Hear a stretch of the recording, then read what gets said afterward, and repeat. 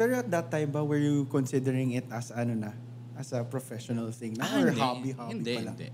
Hobby pa lang.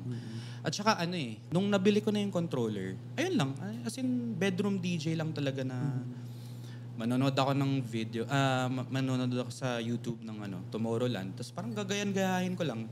Search ko yung mga tracks na ginamit nila, tapos parang imimix ko siya, parang ini-imitate ko kung paano yung transition.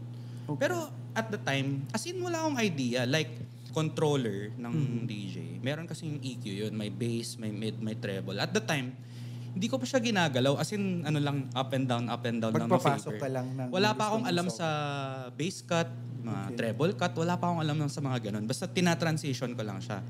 Which I think, okay na siya. Kasi, nata-transition ko naman siya. Pero, at the time, hindi ko pa alam na dapat malinis pala yung pag-transition mo. Dapat swabe siya.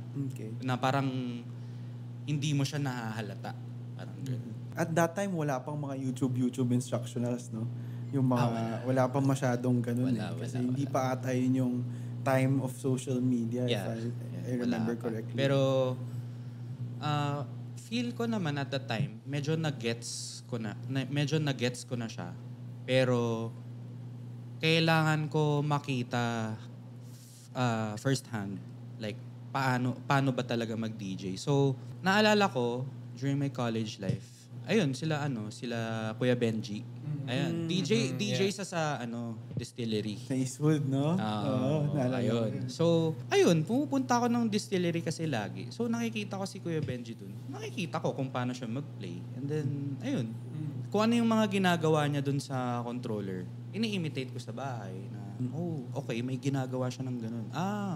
Parang bass cut, parang ganyan, parang mag-transition ng songs. Mga ganun. Weren't you a DJ din doon at some point? Oo. Pinag-play ako ni Kuya Benji din doon. Pero, nung pinag-play niya na ako, I remember 2014-ish na ata yun. Kasi, nung time na rin na yun, medyo medyo gamay ko na eh. Nakapag-practice na ako for quite a long time.